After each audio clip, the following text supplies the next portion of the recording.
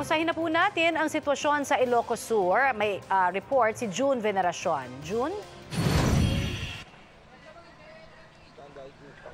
Connie, nasa Isabela kami, probinsya ng Isabela. Dahil sa pag-apaw nitong Cagayan River ay lahat na ng overflow bridge dito sa probinsya ay hindi na madaanan simula pa kagabi. Gaya na lang nitong overflow bridge dito sa Cauayan City na ngayon ay hindi na maaninag dahil sa taas ng tubig. Ito pa naman ang pinakamalapit na daan papunta sa ilang remote barangay dito. Meron naman alternatibong ruta pero di hamak na mas malayo. Inaasahan ng provincial government ang pagbaha, sabi ni Ezekiel Kilang, spokesperson ng Isabela PDRRMO. Ang tubig mula sa mga probinsya ng Quirino at Aurora ay dito sa kanilang probinsya bumabagsak. Kaya ngayon, 8 bayan ang apektado ng baha.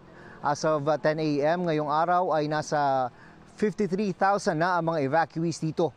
Hindi muna sila papayagang makauwi habang patuloy ang pag-apaw nitong Cagayan River.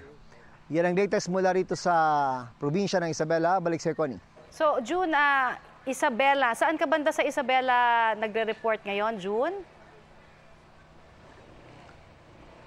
Nasa Cauayan City, Isabela tayo ngayon, Connie. Ito yung Alikawkaw. Ito yung sinasabi kong overflow bridge na daanan papunta doon sa mga remote barangay nitong lungsod. Pero tingnan mo naman, hindi mo akalaing may tulay pa dyan. Kaya yung mga residenteng umaasa sa maiksing daanan na ito para makauwi at makalabas sa kanilang lugar. Napakalayo pa yung iikutin para lang makapunta doon sa kanilang lugar. Ang problema rito, Connie, patuloy pa na pagtaas itong ilog. So, ibig sabihin, nagsisimula pa lang ang problema nila. Kaya nga sinasabing yung mga residenteng nagsilikas, huwag muna silang mag-uwian para na rin sa kanilang kaligtasan. Connie. Alright, sana nga makinig sila sa paalalang yan. Maraming salamat, June Veneracion, live mula sa Isabela.